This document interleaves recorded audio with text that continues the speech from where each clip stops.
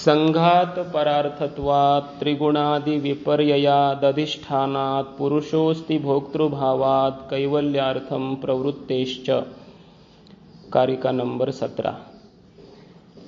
पदच्छेद संघात परार्थत्वात् त्रिगुणादि विपर्ययात् अधिष्ठानात् पुरुषः अस्ति भोक्तृभावात् कैवल्यार्थं प्रवृत्तेः च।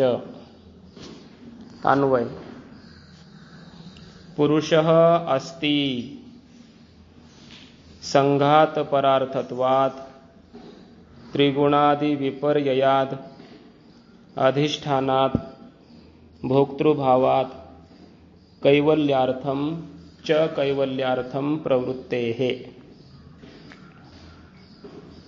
या कारिकेमध्ये सांख्योक्त पुरुषाचं अस्तित्व सिद्ध केलेलं आहे। सांख्य दर्शनामध्ये जो पुरुष आत्मा सांगितला, आत्म्याची सिद्धी अस्तित्व प्रतिपादन करतायत।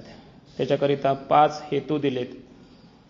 अनुमान स्वरूप असणारी ही कारिका आहे। या कारिकेमध्ये 5 हेतू देऊन पुरुषाचं अस्तित्व सांगितलेलं आहे। मागच्या 2-3 कारिकांमध्ये आपण पाहिलंय प्रकृतीचं अस्तित्व सांगितलं। संपूर्ण या जगताला उत्पन्न करणारी कारणम अस्ति अव्यक्तम। कारण हे अव्यक्त आहे म्हणजे प्रकृती आहे आणि प्रकृती हेच जगताचं परिणामी उपादान कारण मानावं लागतं। याच्याकरिता अनेक हेतू दिलेत, भेदानाम परिमाणात वगैरे, आणि यावरून या जगताचं कारण प्रकृतीच आहे असं सिद्ध केलेलं आहे मागच्या काही कारिकांमध्ये। मग काही तौष्टिकाः म्हणजे काही शास्त्रकार असे आहेत प्रसन्न होणारे कशामध्ये, प्रकृतीमध्येच, म्हणजे प्रकृतीमध्ये किंवा प्रकृतीचं कार्य असणारे बुद्धी, मन, इंद्रिय यांच्याच ठिकाणी अंतःकरणाच्या वृत्तीला लीन करून हेच परमतत्व आहे असं समजणारे बरेचसे काही शास्त्रकार आहेत, दार्शनिक आहेत, काही साधक आहेत। योगशास्त्रामध्ये त्याचा जास्त विस्ताराने विचार केलेला आहे। कोणाचं कोणतं तत्व आहे, कोणी इंद्रियालाच आत्मा मानणारे आहेत, कोणी मनाला, आणि त्या मनामध्येच मग वृत्ती कशी स्थिर करायची, बुद्धी हेच तत्व आहे। त्याच्या पलीकडे अव्यक्त म्हणजे प्रकृती हे शेवटचं तत्व आहे आणि प्रकृतीमध्येच अंतःकरणाला लीन करायचं, अशा प्रकारची साधना सांगतात। असे काही तौष्टिका म्हणजे आपलं काहीतरी तत्व मानायचं आणि त्यामध्येच तुष्टी मानायची, असे काही आहेत उपासक। त्यांचं खंडन करण्यासाठी आणि या प्रकृतीच्याही पलीकडे एक पुरुष तत्व आहे की ते सर्वश्रेष्ठ आहे, ते परमतत्व आहे, त्याचं ज्ञान प्राप्त करायचं आहे असं सिद्ध करण्याकरिता या कारिकेमध्ये पुरुषाचं अस्तित्व सिद्ध करतायत। इंद्रियाणि पराण्याहुः इंद्रियेभ्यः परम मनः मनसस्तु परा बुद्धिः बुद्धेः परतस्तु सः। इंद्रियांनाच काही तत्व मानतात, म्हणून गीतेमध्ये सुद्धा हे वर्णन आलेलं आहे की इंद्रियांच्या पलीकडे काय मन आहे, मनाच्याही पलीकडे परम तत्व सूक्ष्म तत्व बुद्धी आहे आणि बुद्धीच्याही पलीकडे त्याचाही अधिष्ठान असणारा आत्मा आहे। किंवा उपनिषदांनी सुद्धा वर्णन केलेलं आहे, इंद्रियाणि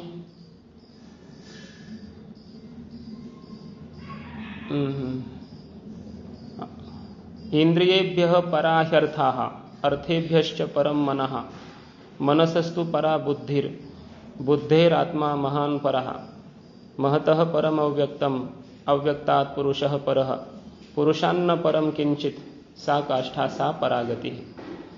म्हणजे उपनिषद सुद्धा सांगतात की विषयांपेक्षा इंद्रिय, इंद्रियापेक्षा मन, मनापेक्षा बुद्धी, बुद्धीपेक्षा समष्टी बुद्धी, तिच्यापेक्षा पलीकडे अव्यक्त म्हणजे प्रकृती आणि प्रकृतीपेक्षा पलीकडे तिचंही अधिष्ठान असणारा पुरुष आत्मा, आणि सा काष्ठा सा परागती। आता पुरुषाच्या पलीकडे कोणी नाही, पुरुषान्न परम किंचित, पुरुषाच्या पुढे आता काही नाही, ही परम गती आहे, शेवटली गती आहे। त्या पुरुषाचं ज्ञान प्राप्त करून घ्यायचं आहे याच्याकरिता मग आता इथं सांख्य दर्शनकार या 17व्या कारिकेमध्ये 5 हेतू देऊन पुरुषाचं म्हणजे आत्म्याचं अस्तित्व सिद्ध करतायत. संघात परार्थत्वात पुरुषः अस्ति. पुरुष आहे, पुरुषाचं अस्तित्व अस्ति इति एव उपलब्धव्यः.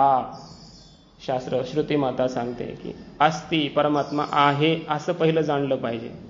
त्याची पहिली उपलब्धी आत्मा आहे, परमात्मा आहे, त्याचं असं अस्तित्वाचं ज्ञान झालं पाहिजे. देव आहे, देव आहे असं ज्ञान झालं पाहिजे पहिलं. मग तो कोण, कसा, केवढा हे पुढचं ज्ञान आहे. पण पहिलं देव आहे हे मान्य झालं पाहिजे. तसं इथं सांगतायत अवांतर वाक्य आहे, पुरुषः अस्ति, पुरुष आहे. कशावरून आहे पुरुष? त्याला पहिला हेतू आहे संघात परार्थत्वात. संघात शब्दाचा अर्थ आहे संहन्यते, एकत्रीभवन्ति.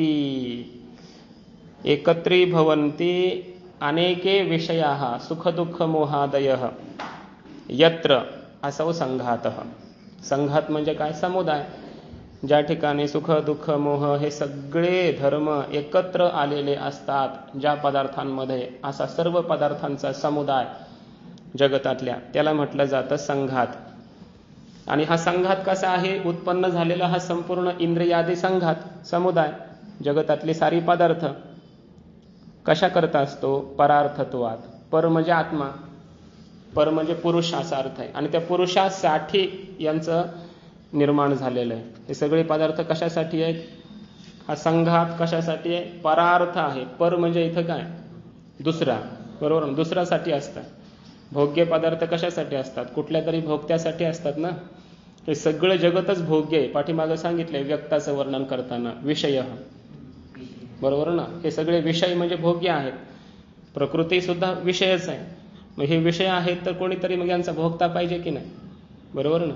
मग हे सगळे जे संघात आहेत, समुदाय पदार्थ आहेत, हे सगळे परार्थ, पर म्हणजे आत्मा, पुरुष, या पुरुषासाठी आहेत. कारण कोणताही संघात हा दुसऱ्यासाठी असतो, हा नियम आहे. सांख्यकारिकेमध्ये वाचस्पती मिश्रांनी याला टीकेमध्ये उदाहरण दिलंय. समजा रात्रीच्या वेळी आपण झोपायला प्रवृत्त होतो.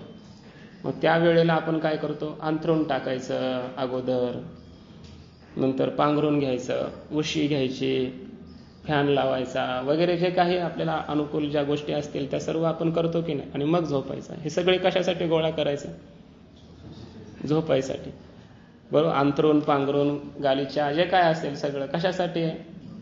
पुढं झोपेतलं सुख घेण्यासाठीच आहे ना. म्हणून संघात जे काही आपण गोळा करणं असतं, आपल्या घरातले सगळे पदार्थ हे गोळा केलेले कशासाठी आहे? तिथं आपण राहतो, आपल्या त्या उपयोगाचे आहेत म्हणून, ते आपल्यासाठी आहे. ते पदार्थ काही त्यांच्यासाठी नाही आहेत, आपण आपल्यासाठी त्यांना गोळा केले. संघात म्हणलं की समुदाय, आणि समुदाय म्हटलं की तो समुदाय हा स्वतःसाठी नसतो, दुसऱ्यासाठी असतो, हा नियम आहे. संघातः परार्थः संघातत्वात् काय? इदानींतन संघातवत वर्तमान संघातवत असा अनुमान केलं शास्त्रामध्ये. जो जो संघात असतो तो तो दुसऱ्यासाठी असतो, कारण तो संघात आहे. एखाद्या सामान्य आपल्या घरातल्या संघाताप्रमाणे, बरोबर ना. भोजन करायचं, त्याच्याकरता काय काय करावं लागतं? धान्य आणा, ते कुटून आणा, त्याचं पीठ तयार करा, भाजी आणा, सगळं करा. सगळं आपण केलं, स्वयंपाक तयार केला, काय काय केलं, सगळ्या गोष्टी केल्या की नाही. ते कशासाठी आहे? 10 मिनिटासाठी त्याचं जेवण करण्यासाठी, आपली तृप्ती होण्यासाठी. म्हणजे आपल्या तृप्तीसाठी आपण एवढा सगळा संघात, बरोबर ना, गोळा केला. जो जो संघात असतो तो तो कशासाठी असतो? दुसऱ्यासाठी असतो, हा नियम आहे. संघातः परार्थः भवति. तसा हा सर्व जगताचा संभार हा काय आहे? संघातच आहे की नाही, समुदायच आहे संपूर्ण जगताचा. मग हा संपूर्ण जगताचा हा संभार कशासाठी आहे? ज्याच्यासाठी आहे तो कोण आहे? पुरुष आहे. पुरुष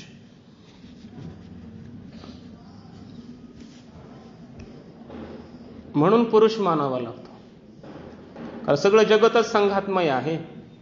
आणि संघात हा काय संघातासाठी नसतो, बरोबर ना. नैयायिकांनी ह्याच्यावर शंका केलेली आहे. म्हणजे संघात कशासाठी? संघातासाठीच असतो, त्याच्यासाठीच, दुसऱ्या संघातासाठी. एक संघात दुसऱ्या संघातासाठी आहे. घर सागळं बनवलं कशासाठी? घरातली माणसं राहण्यासाठी. घरातली सगळी माणसं कशासाठी? आपल्या अंतःकरणाला समाधान मिळण्यासाठी. एक संघात हा दुसऱ्या संघातासाठी असतो. त्याला उत्तर दिलं की असं मानता येत नसतं, नाही तर अनवस्था येईल. कोणताही संघात म्हटलं की दुसऱ्या संघात, पुन्हा तो संघात तिसऱ्या संघातासाठी, तिसऱ्या संघात चौथ्या संघातासाठी, अनवस्थाचे दोष येतील. कुठेतरी हे पुरुषापर्यंतच जाऊन थांबतं, आत्म्यापर्यंतच जाऊन थांबतं. प्रीती जी दुजावर मोठी ती सर्व ही आपुल्याच साठी. आत्म्याच्या सुखासाठी सगळं असतं.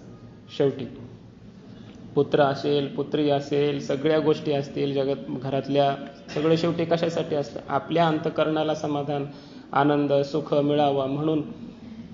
म्हणून पहिला नियम आहे हा. संघात म्हटलं की तो परार्थ असतो, दुसऱ्यासाठी असतो. दुसरा इथं कोण आहे मग?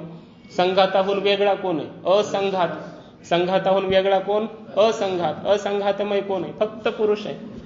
पुरुषाचा प्रकृतीचाही मोठा संघात आहे, जगताचाही मोठा संघात आहे. राहिला कोण मग? संघाताहून वेगळा फक्त पुरुषच आहे. म्हणून हा संपूर्ण संघात हा दुसऱ्यासाठी असतो आणि हा तर संघात आहेच आहे. संघात हा परार्थ असल्यामुळे पुरुषाचे अस्तित्व सिद्ध होतं. पुरुषः अस्ति, की ज्या पुरुषासाठी हा संघात सर्व निर्माण झालाय तो पुरुष आहे. पहिला हेतू.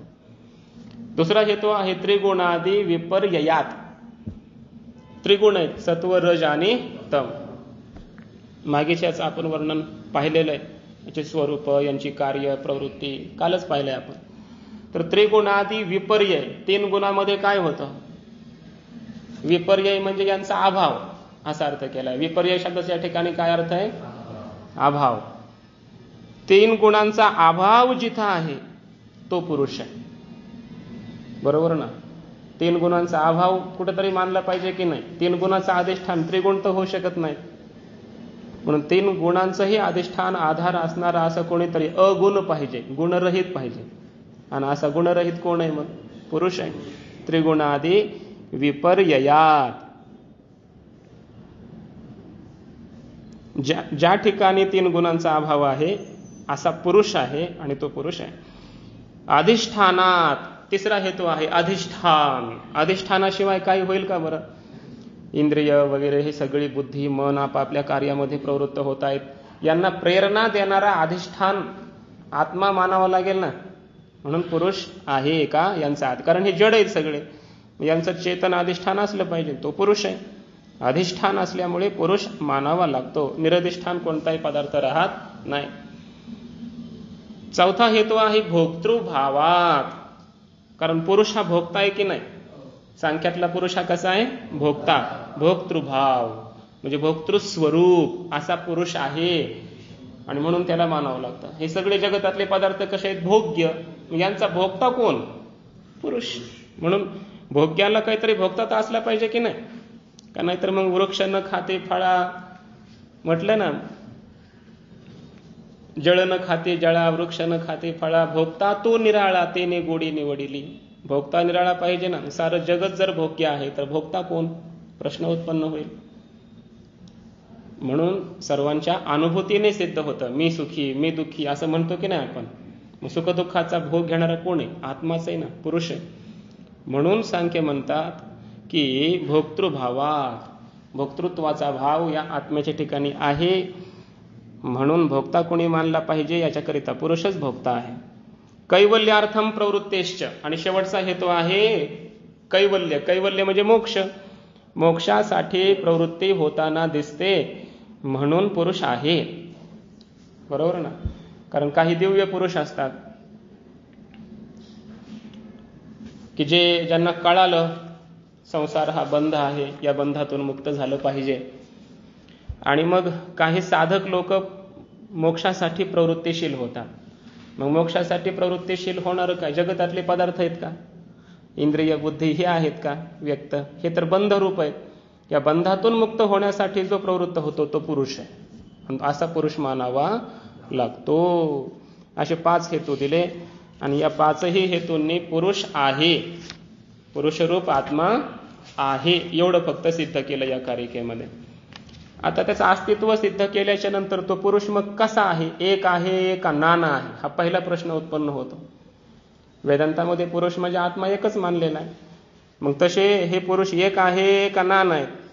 तर सांख्यासमोर प्रतिपक्षी म्हणून या ठिकाणी वेदांत आहे. नैयायिकांनी तर नानाच मानलेत. बरोबर ना. जीवात्मे कसे आहेत? नानाच मानलेले आहेत. सर्वांनीच नाना मानलेले आहेत. फक्त वेदांतानेच आत्मा एक मानलेला आहे. मग सांख्यांनी सुद्धा नानाच मानलेले आहेत. म्हणून सांख्यांच्या समोर प्रतिपक्षी कोण आहे? जेव्हा आत्मा एक आहे का अनेक आहे असं म्हणजे वाद सुरू होतो तेव्हा प्रतिपक्षी कोण असतो? बाकीच्या दार्शनिकांना वेदांत. का? त्यांच्यात त्यांना ते एकमेकाला म्हणतात नाना. सांख्य म्हणतो नाना, नैयायिक म्हणतात नाना, योग म्हणतो नाना, मीमांसा म्हणते नाना. त्यांचं काही मग भांडणच होत नाही. वेदांत म्हणतो एक आहे. एक जणच उठला फक्त वाद करायला. कोण? वेदांत. आणि मग आता वेदांताबरोबर खंडन मंडन करायला लागलं कोण? सांख्य. सांख्य म्हणतात पुरुष नाना आहेत, एक नाही. का नाना बरं? त्याचं कारण सांगणारी पुढची कारिका. 3 हेतू दिलेत आणि या 3 हेतूंनी पुरुषाचं बहुत्व सिद्ध केलंय. बघा. जनन मरण करणानां प्रतिनियमादयुगपत् प्रवृत्तेश्च पुरुषबहुत्वं सिद्धं त्रैगुण्यविपर्ययाच्चैव जननमरणकरणानां प्रतिनियमादयुगपत् प्रवृत्तेश्च पुरुषबहुत्वं सिद्धं त्रैगुण्यविपर्ययाच्चैव जनन मरण करणानां प्रतिनियमात् अयुगपत् प्रवृत्तेश्च पुरुषबहुत्वं सिद्धं त्रैगुण्यविपर्ययाच्चैव. पदच्छेद. जनन मरण करणानां प्रतिनियमात् अयुगपत् प्रवृत्तेः च पुरुषबहुत्वं सिद्धं त्रैगुण्यविपर्ययाच्चैव च एव. अन्वय. पुरुषबहुत्वं सिद्धं प्रतिज्ञावाक्य. प्रत्येक कारिकेमध्ये एक प्रतिज्ञावाक्य असतं, बाकीचे हेतू. कशामुळे? जनन मरण करणानां प्रतिनियमात एक. दुसरा हेतू दिला अयुगपत् प्रवृत्तेः. आणि तिसरा हेतू आहे त्रैगुण्य विपर्ययात च. त्रैगुण्य विपर्ययात. सरळ अर्थ असा आहे की पुरुष बहुत्वम सिद्धम. पुरुष हे बहु आहेत, नाना आहेत, अनेक आहेत असं सिद्ध होतं. कुतः? कशामुळे? पहिला हेतू आहे जनन मरण करणानां प्रतिनियमात. जनन म्हणजे जन्म आणि मरण. जन्म मरण आणि करण. करण शब्दाचा अर्थ इंद्रिय. हे सगळे प्रतिनियमात म्हणजे यांचे हे नियम ठरलेले आहेत. नियतता यांची निश्चित झालेली आहे. म्हणजे जर पुरुष एकच असता, बरोबर ना, असं व्यतिरेकाने घ्यायचं. जर पुरुष एकच असतं तर जन्म मरणाची नियत संगती लागली असते का? एक पुरुष जन्माला आला की सारेच जन्माला आले आणि एक मृत्यूला प्राप्त झाला की सगळेच मेले असं व्हायला पाहिजे. जन्म मरणाची संगती लागत नाही. म्हणून पुरुष बहुत्वम सिद्धम प्रतिनियमात. प्रत्येकाचे नियम ठरलेत. कुणाचे? एक पुरुष जन्माला आला की बाकीचे येत नसतात, बरोबर ना. एक मेला की सारे मरत नाहीत. कोणीतरी पुरुषाचा जन्म बाकीच्यांचे मरण होतात वगैरे. जन्म मरणाचे हे नियम ठरलेले आहेत. प्रतिनियमात. प्रत्येकाचे नियम ठरलेत. आणि करण. करण म्हणजे इंद्रिय. प्रत्येक इंद्रिय सुद्धा नियम ठरले की नाही. जर सगळ्या इंद्रियांचा स्वामी पुरुष आत्मा एकच असता, बरोबर ना. माझ्या शरीरांतर्गत ज्ञानेंद्रियांचाही आत्मा एकच, तुमच्या इंद्रियांचा आत्मा एकच. मग एका आत्म्या सर्व आत्मा एकच आहे आणि हे सगळ्यांची इंद्रिय काय झाली? मग त्याचीच झाली. सर्वांचा स्वामी एकच. एकाने हात उचलला की सर्वांनी हात उचलला पाहिजे. एकाने खाली केला की सर्वांनी खाली करायला पाहिजे. इंद्रियांची प्रवृत्ती समजतंय ना. कारण एका आत्म्याला वाटलं आता मी डोळे झाकावे, सर्वांनी डोळे झाकले पाहिजे. एकाला वाटलं भूक लागली की साऱ्यांनाच भूक लागायला पाहिजे. एकानं जेवण केलं की सर्व तृप्त व्हायला पाहिजे. असं होतं का? प्रतिनियम, प्रत्येकाचे स्वतंत्र नियम ठरलेत भिन्न भिन्न. आणि याच्यावरून मग पुरुष नाना आहेत. याच्यावरून काय सिद्ध होतं? पुरुष एक असून हे नियम सिद्ध होत नाहीत. पुरुष नाना मानले तरच इंद्रियांची प्रवृत्ती, जन्म मरण, ही सर्व संगती यांचे नियम सिद्ध होतात. म्हणून पुरुष बहुत्वम सिद्धम, पुरुष नाना आहेत असं सिद्ध होतं. दुसरं उत्तर दिलंय अयुगपत प्रवृत्ते. हे आताच पाहिलं आपण. सर्वांची प्रवृत्ती युगपत होत नाही, एकदाच होत नाही. एक आत्मा चालायला लागला की साऱ्या जगतातले लोक चालायला लागले. एक बसला की सर्वच बसले. सर्वांची प्रवृत्ती एकदाच होते का? युगपत म्हणजे एकाच वेळी प्रवृत्ती होते का? नाही. अयुगपत म्हणजे एकाच वेळी प्रवृत्ती होत नाही असा अर्थ. आणि मग एक पुरुष असता तर युगपत प्रवृत्ती व्हायला पाहिजे होती, बरोबर ना? पण युगपत प्रवृत्ती होत नाही, अयुगपत प्रवृत्ते हे. आणि म्हणून पुरुष बहुत्वम सिद्धम, मग पुरुष नानाच मानले पाहिजे. मग कोणी बसतं, कोणता पुरुष बसला, कोणता चालायला लागला, कोणता काही बोलायला लागला, कोणता तरी ऐकायला लागला, अनेक पुरुष आहेत, प्रवृत्ती सिद्ध होते. आणि तिसरा हेतू आहे त्रैगुण्य विपर्ययात चैव. त्याचप्रमाणे त्रैगुण्य म्हणजे त्रिगुण, 3 गुण सत्व रजतम यांच्यामध्ये विपर्यय. इथं विपर्यय शब्दाचा अर्थ पारिभाषिक आहे. मागच्या कारिकेमध्ये अभाव असा अर्थ केला. या कारिकेमध्ये त्रैगुण्य विपर्ययात याचा अर्थ आहे अन्यथा भावात, वैलक्षण्यात असा अर्थ. विलक्षणता, 3 गुणामध्ये विलक्षणता आहे. जगामध्ये कोणी सात्विक आहे, कोणी राजसी आहे, कोणी तामसी आहे. जर समजा एकच पुरुष असता तर जो एक पुरुष सात्विक झाला की सगळे सात्विक व्हायला पाहिजे होते. जगतातले रजोगुणी तमोगुणी लोक कोणीच राहायला नाही पाहिजे, सगळे सात्विकच व्हायला पाहिजे. एक रजोगुणी झाला की सर्वच रजोगुणी व्हायला पाहिजे. असं होतं का? आपण म्हणतो हा जो पुरुष आहे ना, हा पुरुष सात्विक आहे, हा पुरुष तामसी आहे, हा पुरुष राजसी आहे. प्रत्येकामध्ये हे जे 3 गुण आहेत ते भिन्न भिन्न रूपाने आहेत, विलक्षण आहेत, बरोबर ना? ऊर्ध्व स्रोतसः असं उदाहरण दिलंय वाचस्पतींनी. ऊर्ध्वम स्रोतः वृत्ती प्रवाह येशाम, ते ऊर्ध्व स्रोतसः महात्मे ऋषी मुनी ज्यांच्या वृत्तीचा प्रवाह अखंड परमात्म स्वरूपाच्या ठिकाणी लागलेला असतो त्यांना ऊर्ध्व स्रोतसः असं म्हणतात. असे महात्मे सात्विक आहेत, संत महात्मे सज्जन, बरोबर. काही संसार करणारे संसारी लोक आहेत म्हणजे राजसी आहेत, आणि काही तामसी आहेत. त्रिगुण विपर्ययात, 3 गुणामध्ये अशी विलक्षणता आहे. प्रत्येक पुरुषातले गुण असे कमी अधिक प्रमाणात आहेत. आणि म्हणून पुरुष बहुत्वम सिद्धम. समजतंय का?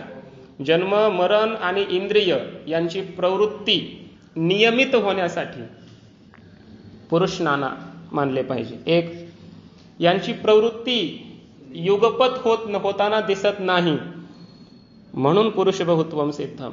आणि 3 गुणांमध्ये कमी अधिकपणा प्रत्येक पुरुषामध्ये दिसून येतो म्हणून पुरुष बहुत्वम सिद्ध. समजलं का?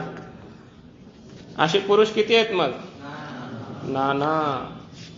म्हणजे नाना पुरुष आहे असं नाही, बरं, पुरुष नाना आहे. आता पुरुष आहे असं सिद्ध केलं, त्यानंतर पुरुष बहु आहेत असंही सिद्ध केलं. आता पुढच्या कारिकेमध्ये त्या पुरुषाच्या ठिकाणी काही धर्म आहेत. 2 कारिकामध्ये 19 आणि 20 या दोन्ही कारिकांमध्ये पुरुषाच्या ठिकाणी असणारे काही धर्म, काही गुण, काही त्याचे स्वभाव, तो पुरुष कसा आहे त्याची काही लक्षणं ग्रंथकार सांगतायत. पुढची कारिका तस्माच्च विपर्यासात् सिद्धम साक्षित्वमस्य पुरुषस्य कैवल्यं माध्यस्थ्यं द्रष्टृत्वमकर्तृभावश्च तस्माच्च विपर्यासात् सिद्धं साक्षित्वमस्य पुरुषस्य कैवल्यं माध्यस्थ्यं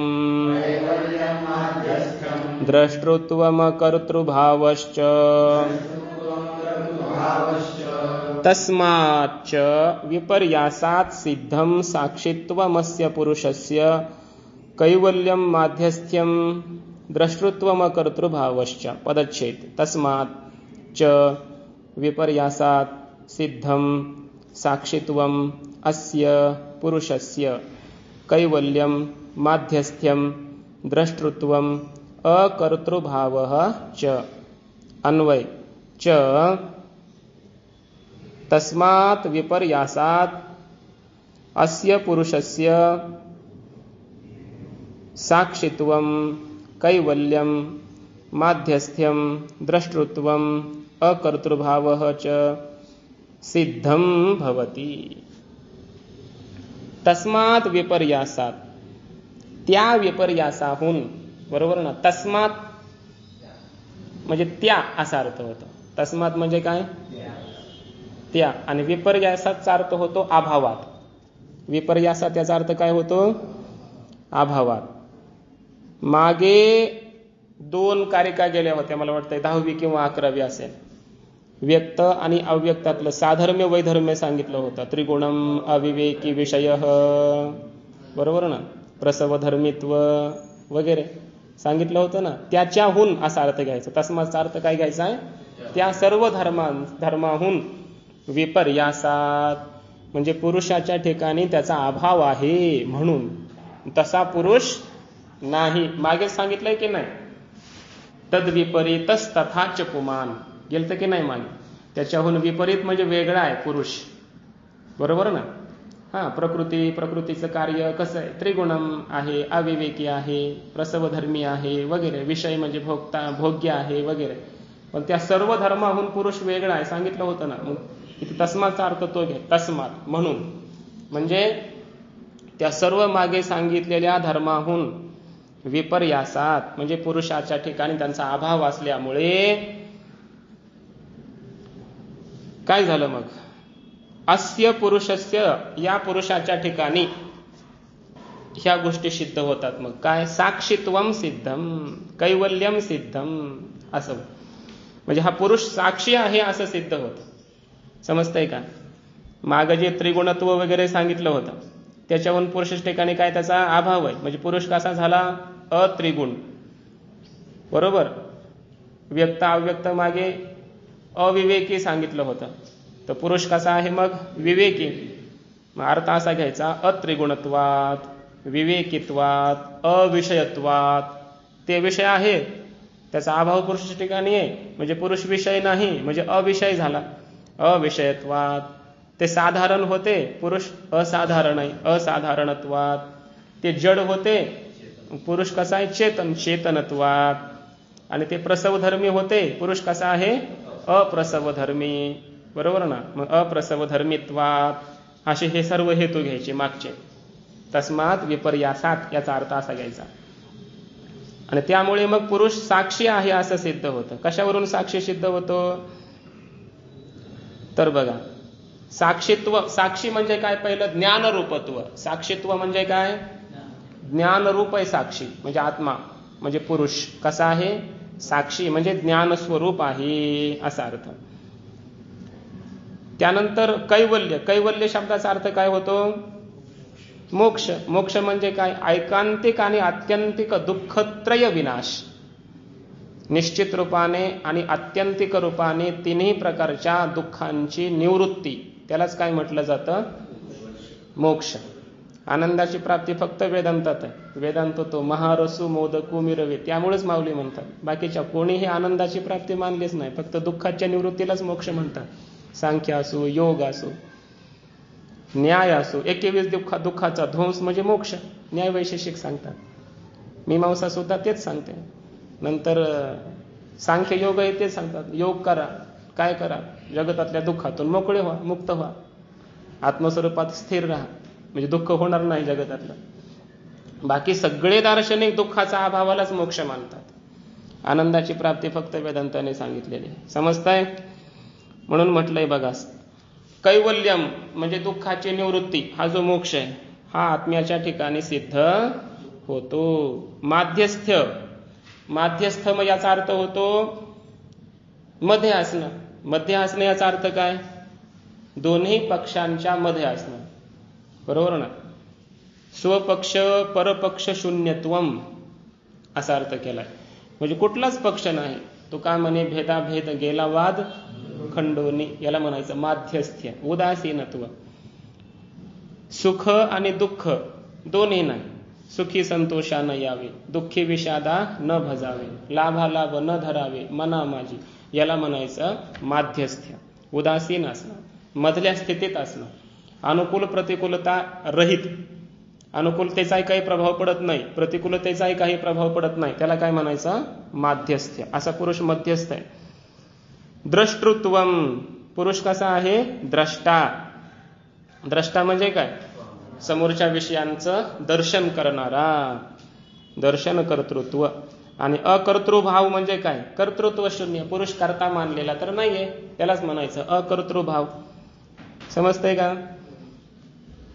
म्हणून या ठिकाणी म्हटलंय की मागचे जे व्यक्त अव्यक्ताचे धर्म सांगितले, त्रिगुणम अविवेकी वगैरे, त्याच्याहून पुरुष पूर्ण अलिप्त आहे, भिन्न आहे, वेगळा आहे, ते धर्म पुरुषामध्ये नाहीत. म्हणून पुरुष असा सिद्ध होतो. कसा सिद्ध होतो मग, साक्षी आहे, बरोबर ना, कैवल्य रूप आहे, म्हणजे त्याच्या ठिकाणी मुळातच मोक्ष आहे. माध्यस्थ्य म्हणजे उदासीन आहे, द्रष्टा आहे सर्वांचा आणि अकर्ता आहे, असा पुरुष सिद्ध होतो. मागच्या धर्मावरून हे सिद्ध होतं.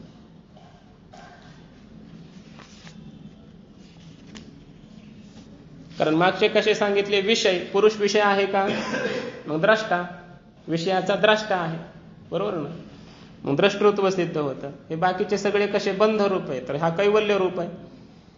ते सुख किंवा दुःख देणारे आहेत बाकीचे पदार्थ, सुख दुःख मोहात्मक आहेत. हा कसा आहे पुरुष, मग त्याच्यावर विपरीत आहे, म्हणजे माध्यस्थ्य, मधल्या स्थितीमध्ये आहे, ना सुख ना दुःख, अशा अवस्थेमध्ये आहे कोण, पुरुष, बरोबर ना. ते दृश्य आहे, तर हा द्रष्टा आहे. त्यांच्या ठिकाणी कर्तृत्व आहे प्रकृती पुरुषामध्ये, तर प्रकृतीमध्ये, तर पुरुष कसा झाला मग, अकर्ता झाला, त्याच्यामुळे कर्तृत्व नाही.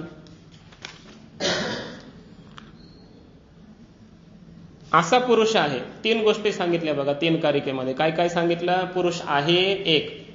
पुढच्या कारिकेमध्ये पुरुष बहु म्हणजे नाना आहे हे सांगितलं. या 3ऱ्या कारिकेमध्ये पुरुष ठिकाणी अमुक अमुक असे धर्म आहेत हे सांगितलं, बरोबर ना. आता सांगतायत की पुरुष आणखी कसा आहे. वास्तविक पाहता तो मध्यस्थ आहे, पण तरी सुद्धा त्याच्या ठिकाणी कर्तृत्व भोक्तृत्व प्रतीतीला येतं. ते कशामुळं येतं, बरोबर ना, याची कारणता. आणि त्या प्रकृती ही जड आहे, तरी सुद्धा प्रकृतीमध्ये जगत कर्तृत्व कशामुळं येतं. प्रकृती तर जड आहे, तिच्यामध्ये मग कर्तृत्व कशाहून आलं. आणि पुरुष तर असंग आहे, त्याच्या ठिकाणी भोक्तृत्व कसा. 2 प्रश्न आहे आता, बरोबर ना. आतापर्यंत हे सिद्ध झालं, त्याच्यावर शंका केली. आता प्रकृती कर्त्रीय सांगितली, पुरुष भोक्ता सांगितलं. मग प्रकृती जड आहे, ती स्वतःहून कसं काय कर्म करते, प्रवृत्तीशील होते. आणि पुरुष तर असंग आहे, तुम्ही सांगितलं अकर्ता आहे, मग तो भोक्ता कसा काय होतो. समजतंय ना. तर याचं उत्तर या कारिकेत दिलेलं आहे बघा. 20 नंबर.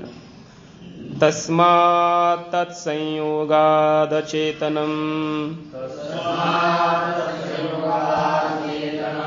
चेतनावदिवलिंगम गुणकर्तृत्वे च तथा कर्तेव भवत्युदासीनः तस्मात् तत्संयोगाद चेतनम् चेतनावदिवलिंगम्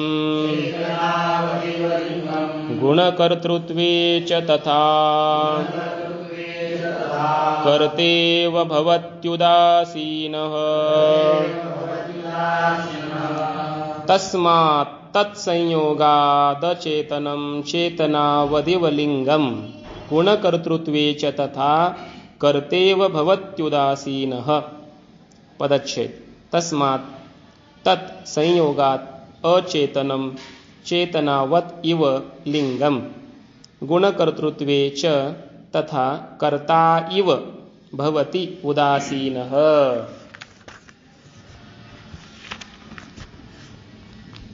अन्वय आहे तस्मात्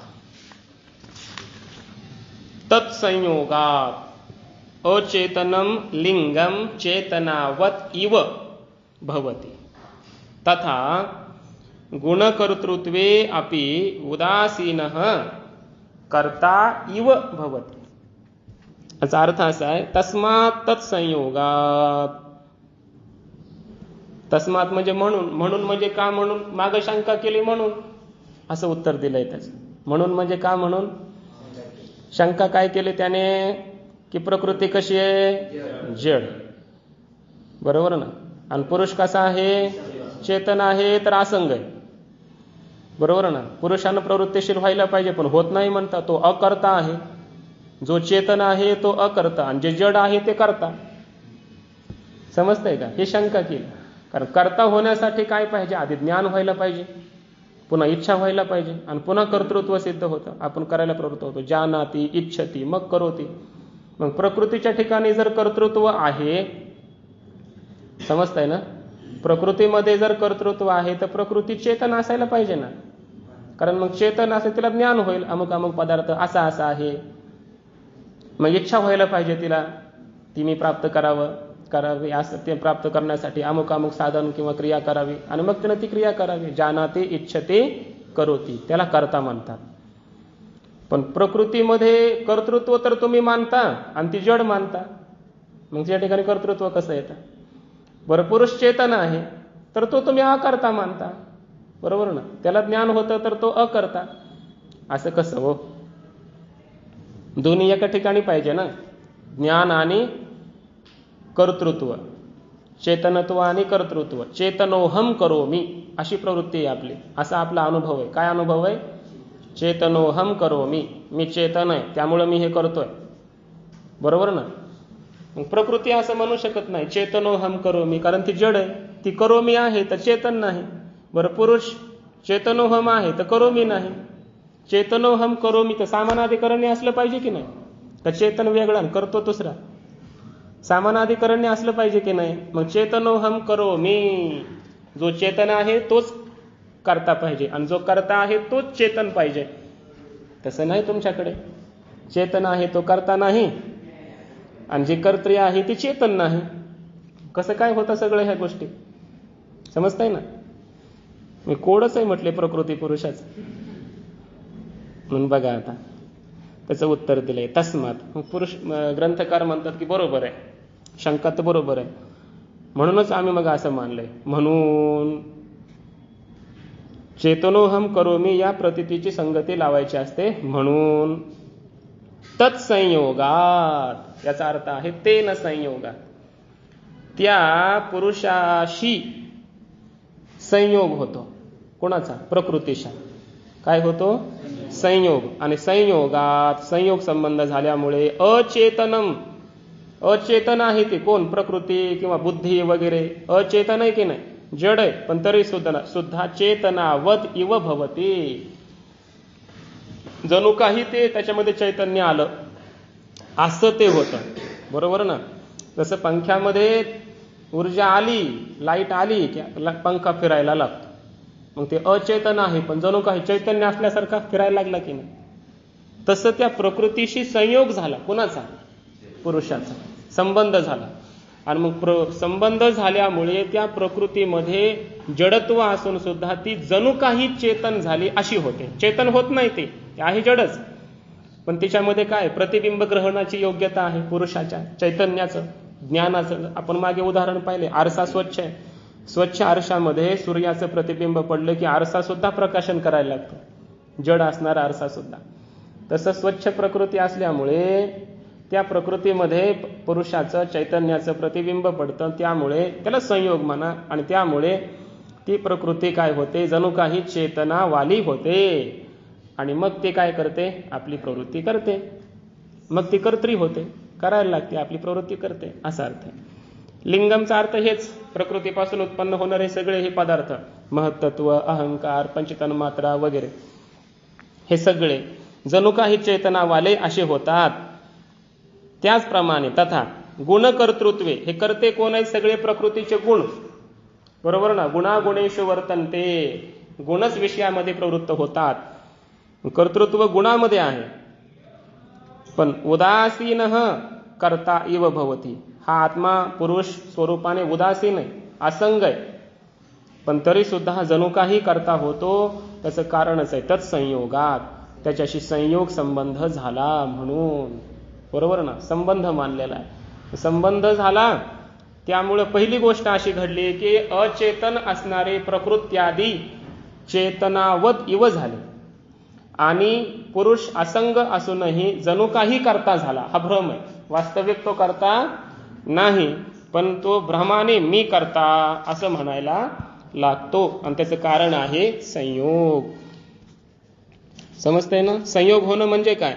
बुद्धीनं केलेलं, इंद्रियांनी केलेलं कर्म मी केलं असं म्हणणं, की इंद्रिय माझी आहेत असं तादात्म्य करणं, हाच काय आहे? संयोग आहे, संबंध आहे.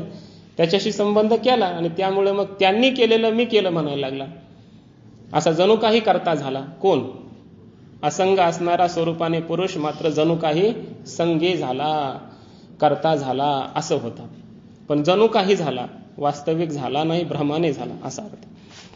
या सगळ्याला कारण काय? मग संयोग म्हणजे संबंध. त्यामुळे संबंध कोणाशी करावा हे पहिलं आपल्याला कळालं पाहिजे. त्या संबंधामुळे आपल्याला सुख दुःख नाही झाले पाहिजे. सुख दुःखातून मुक्त होण्यासाठी आपल्याला साधनाशील व्हायचं आहे आणि त्याच्याकरिता आपला संबंध फक्त कोणाशी असावा? गुरूंशी असावा, ईश्वराशी असावा. कोणाचा कोणाशी न घडे संबंध, असा संबंध असावा आपला. आता पुढे सांगतात बघा,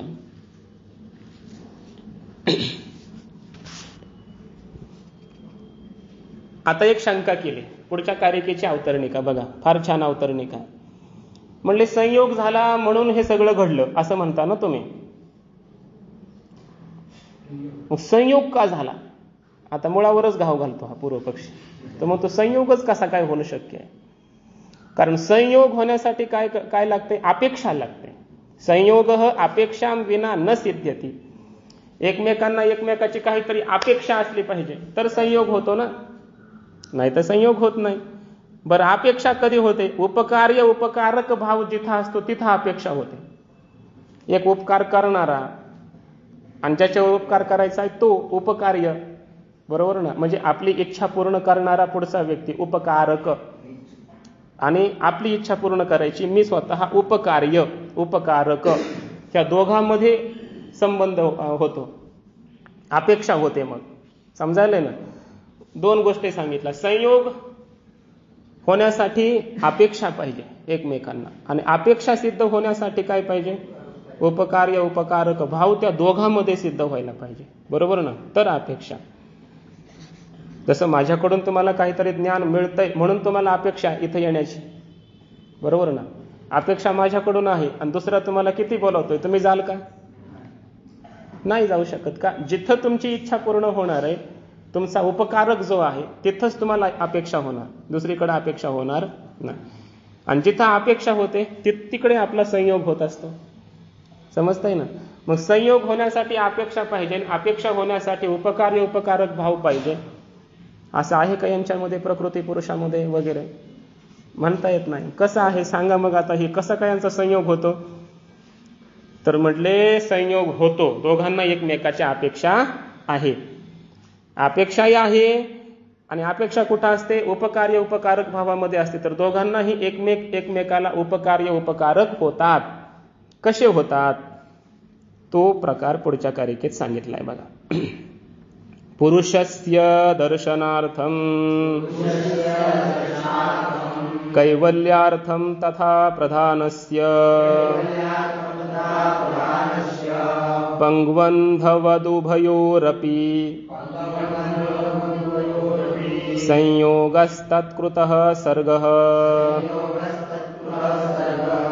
पुरुषस्य दर्शनार्थम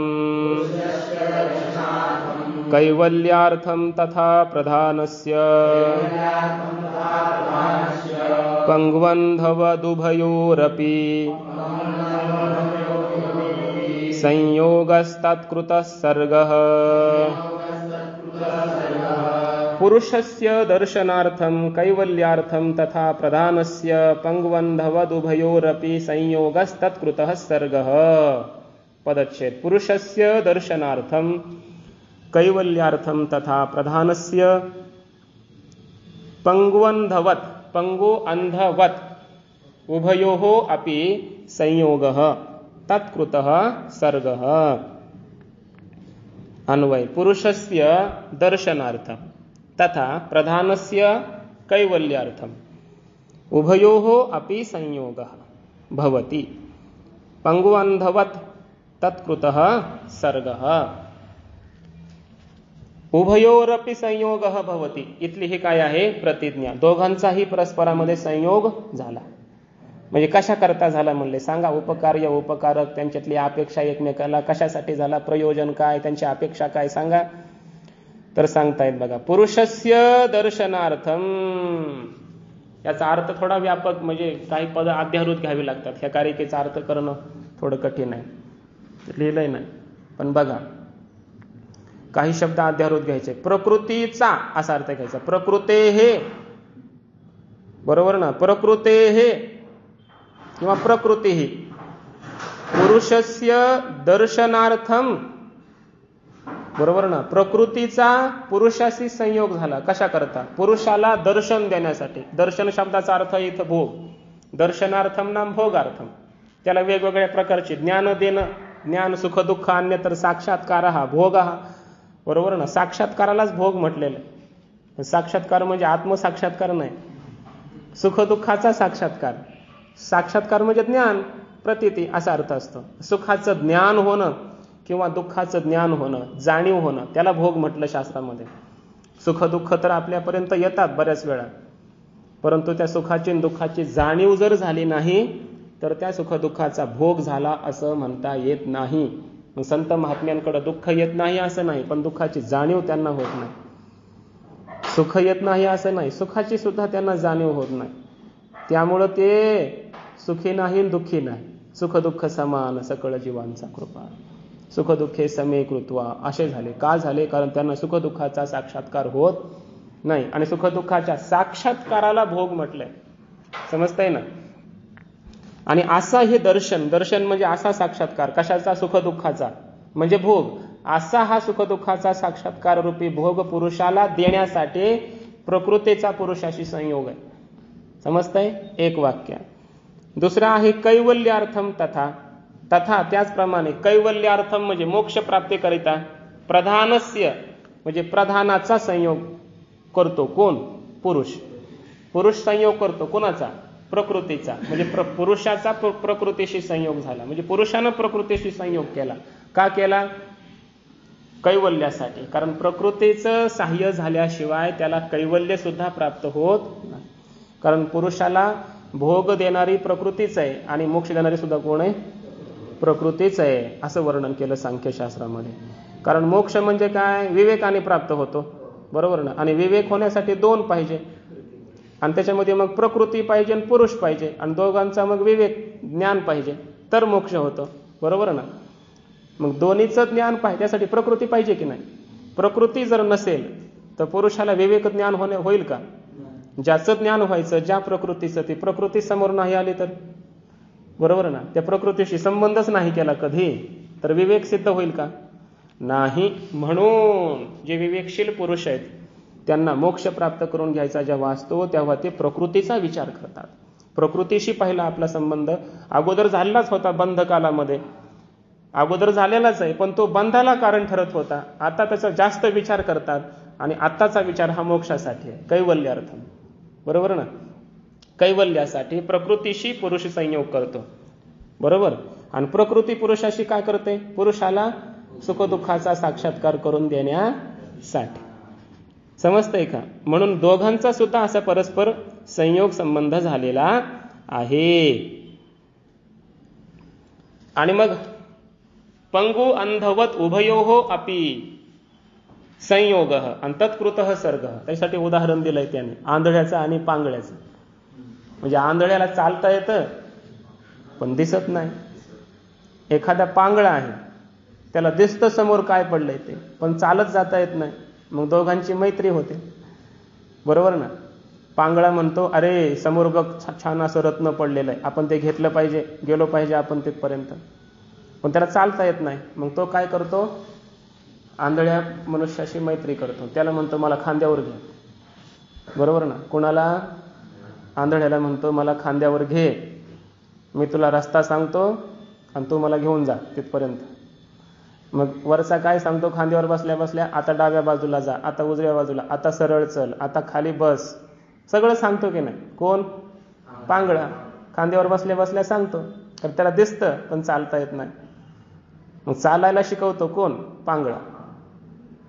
बरोबर ना? आंधळ्याला. आणि आंधळ्याला दिसत नाही, तो पांगळ्याला विचारतो आता कोणीकडे जाऊ, काय करू? दोघं एकमेकाचं सहाय्य करून घेतात आणि आपली जे इष्ट प्राप्ती आहे ते करून घेतात. समजतंय ना? याला अंधपंगू न्याय म्हणतात. आणि दोघं एकमेकाच्या जवळ नाही आले तर त्यांची जे इच्छित ध्येय आहे, साध्य, ते प्राप्त करता येईल का? बरोबर ना? आंधळ्याला चालता येणार, आंधळ्याला दिसणार नाही आणि पांगळ्याला दिसून उपयोग होणार नाही. बरोबर ना? मग दोघं जण काय करतात? एकमेकाचा संयोग, मैत्री आणि आपलं आपलं कार्य साधून घेतात. त्याप्रमाणे या प्रकृतीचा आणि पुरुषाचा काय आहे? संयोग आहे. म्हणजे तिथं पंगुस्थानी कोण आहे? पुरुष. आणि आंधळ्याच्या स्थानी कोण आहे? प्रकृती. प्रकृती जड आहे ना, तिला कळत नाही, दिसत नाही, बिचारी अज्ञानी आहे. कोण? प्रकृती. याला सारं कळतं पण ह्यो पांगळा झालेला आहे. हे की नाही? कारण हा असंग निर्विकार, या चालता येत नाही, काही क्रिया करता येत नाही. कुणाला? पुरुषाला. पण पुरुष काय करतो? प्रकृतीचं साह्य घेतो आणि प्रकृती पुरुषाचं, अंधपंगुवत. आणि मग दोघं जण काय करतात? आपापलं कार्य साधून घेतात. प्रकृती काय करते? भोग द्यायचं काम करते. आणि पुरुष काय करतो? विवेक, ज्ञान म्हणजे मोक्ष प्राप्तीसाठी प्रवृत्तीशील होऊ शकतो, प्रकृतीशी संयुक्त झाला तर. असा त्यांचा संयोग आहे. आणि तत्कृतः सर्ग. सर्ग म्हणजे सृष्टी. मग ह्या दोघांच्या या संयोगापासून, तत् शब्दाचा अर्थ आहे संयोग. बरोबर ना? तत्संयोगकृतः सर्ग. त्या संयोगापासूनच मग हा सर्व सर्ग झालेला आहे. सर्ग म्हणजे सृष्टी उत्पन्न झालेली आहे. कोणापासून? प्रकृतीपासून का पुरुषापासून? का त्यांच्या संयोगापासून? संयोगापासून. त्यांचा संयोग झाला आणि मग हे सारं जगत उत्पन्न झालेलं आहे. बघा तुम्ही ह्या संसारामध्ये सर्व संयोगच आहे का नाही? असे जरी म्हणजे ह्यांच्या गुंथडा झालेला आहे, सगळा अविवेक झालेला आहे, मिक्स झालेलं आहे सगळं. सत्व, रज, तम पदार्थामध्ये आहेत आणि ते पदार्थ माझे म्हणायला लागला हा चेतन. ही बुद्धी, मन वगैरे यांच्याशी अडकून बसला, यांची कृती माझी म्हणायला लागला. या प्रकृती पुरुषांनी आपलं प्रकृतीनं पुरुषाचं तादात्म्य केलं, इंद्रिय मनोबुद्धी यांनी, आणि पुरुषानं यांचं कार्य माझं म्हणायला लागला. बरोबर ना? इंद्रियांनी काही रूप वगैरे दर्शन आणून दिलं की हे रूप मी पाहिलं म्हणायला लागला. कोण म्हणायला लागला? पुरुष. यालाच म्हणायचं संसार, यालाच म्हणायचं सारी सृष्टी वगैरे. आणि मग हे कशी उत्पन्न झाले या संयोगापासून सर्व सृष्टी? तर आता पुढची महत्वाची कारिका सर्वात आपण उद्या बघणार आहे. तर या पुढच्या कारिकेमध्ये हे जगत कसं उत्पन्न झालं ही एक प्रक्रिया सांगितलेली आहे. आता इथून पुढे बरंच ज्ञानेंद्रिय कशी झाली, कर्मेंद्रिय कशी झाली, कोणते कोणते धर्म उत्पन्न झाले, कोणापासून, जगताच्या सृष्टीची प्रक्रिया पूर्ण सांख्यांनी जे प्रतिपादन केलेली आहे ती सर्व या ठिकाणी सांगितलेले आहे. आणि ही प्रक्रिया अशी आहे की ती वेदांताला सुद्धा मान्य आहे. काही गोष्टी त्यातल्या सोडल्या तर वेदांत सांगतो की सांख्यांना प्रतिपादन केलेलं सगळं आम्हाला मान्य आहे. मग कशी सृष्टी झाली? प्रकृतीपासून महान ततोहंकारः तस्माद् गणश्च षोडशकः तस्मादपि षोडशकात् पंचभ्यः पंचभूतानि. ही प्रक्रिया आपण उद्या बघू. पुंडलीक वरदा हरी विठ्ठल श्री ज्ञानदेव ज्ञानेश्वर महाराज की जय.